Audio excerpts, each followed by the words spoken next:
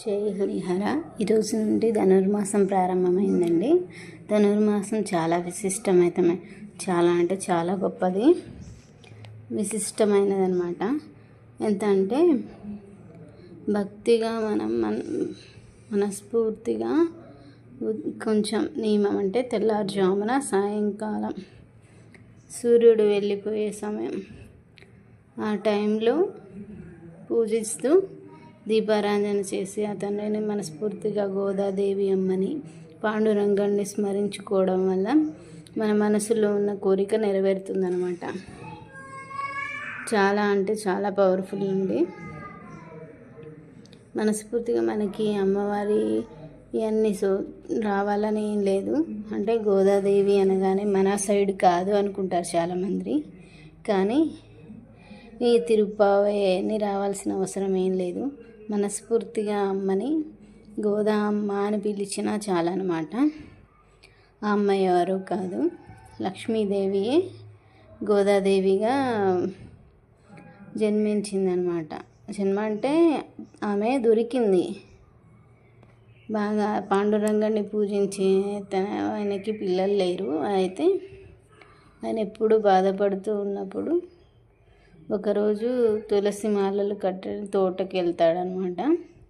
అలా వెళ్ళిన సమయంలో ఆయనకి ఈ గోదామ్మ దొరుకుతుంది. పొలంలో తెచ్చి పెంచుకుంటాడు. రోజు ఆ తండ్రికి పూలమాలలు అలంకరిస్తూ ఉంటే టైంలో ఆ అమ్మ పెరుగుతూ చిన్నప్పటి నుంచే తన పాండురంగాన్ని తన భర్తగా ఊహించుకుంటూ ఉండేది. అలాగే ఆ తండ్రికి కట్టిన పూలమాలను మొదటిగా ఆ తల్లి వేసుకొని మెడలో వేసుకొని చూసుకొని ఆ తండ్రిని కళ్యాణం చేసుకున్నట్టుగా భావించి ఆ తర్వాత ఆ తండ్రికి పూలమాలను అర్పించేదనమాట. అలా తెలియక వాళ్ళ తండ్రి తీసుకెళ్తూ ఉండేవాడు. ఇప్పుడు ఒకగానొక సమయంలో ఏం జరుగుతుందంటే గోదా అమ్మ వేసుకున్నాక పూలమాలను కట్టి గోదా అమ్మ వేసుకొని వెళ్ళినప్పుడు ఆయన చూసి అయ్యయ్యో అపచారం జరిగిపోయింది, నా కూతురు వేసుకున్న పూలమాలని నీకు రోజు అలంకరిస్తున్నాను నాయన, నన్ను క్షమించు అని చెప్పి కొత్త మాలను తీసుకొని వెళ్తాడనమాట. ఆ రోజు ఆ అమ్మ ధరించింది వేసుకున్న మాల కాకుండా, అలంకరణ చేసిన మాల కాకుండా వేరే మాల తీసుకొని వెళ్ళినప్పుడు ఆ మాల ఆ తండ్రి ఒంటి మీదే కాలిపోతూ ఉంటుంది అనమాట. వేసినప్పుడే మంటలు వచ్చి కాలిపోతూ ఉంటాయి. అయితే ఆయన ఏమనుకుంటారంటే అయ్యో అపచారం జరిగిపోయింది, నా కూతురు ఇలా వేసుకోవడం వల్ల స్వామివారి కోపం వచ్చిందేమో అనుకొని బాధపడుతూ ఉంటాడు. అలా ఎన్నిసార్లు 2-3 సార్లు తీసుకెళ్ళినా అది అలాగే కాలిపోతూ ఉంటే ఆయన బాధతో ఇంకా వెళ్ళకుండా అక్కడే ఉండి ఏడుస్తూ ఉంటారు. అలాంటి సమయంలో ఆ పాండురంగడే ఆయనకి దర్శనమిచ్చి నీ కూతుర్ని నేను వివాహం చేసుకుంటాను, ఆమె ధరించిన పూలమాలనే నాకు ఇష్టం, నేను ఎంతో ప్రీతిగా వేసుకుంటాను, నాకు ఆమె ధరించి వచ్చినాయే నాకు కావాలి, నేను వేసుకుంటాను అనేసి చెప్తారు.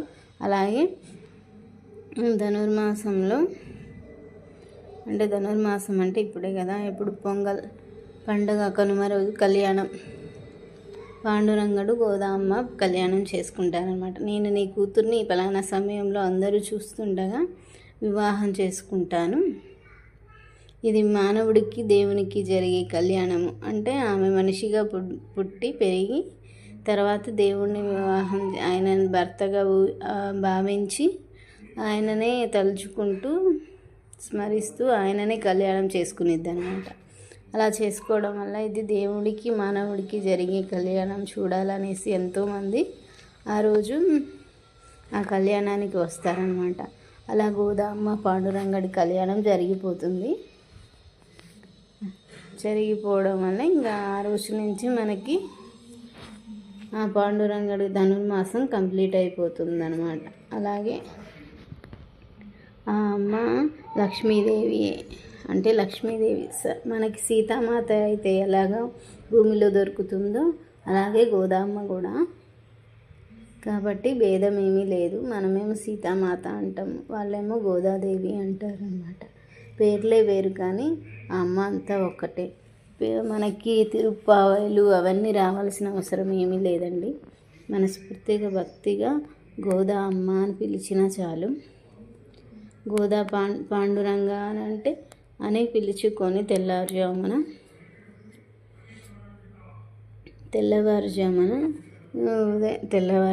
నియమాలంటే ఏంటంటే తెల్లవారుజామున లేసి పూజించుకోవాలి ఆ అమ్మని. మళ్ళీ సాయం సమయంలో మళ్ళీ పూజించుకోవాలన్నమాట. పూజించుకోవడం వల్ల ఇవన్నీ చెప్పాను కదా, తిరుప్పావైలు ఇవన్నీ రాకున్నా ఏం లేదు. మనస్ఫూర్తిగా ఆ అమ్మని స్మరించి మనం దీపం వెలిగించుకొని ఎప్పుడైతే నార్మల్ పూజ చేసుకుంటామో అలా చేసుకున్నా చాలు, అది ఆ తండ్రికి చేరిపోతుంది.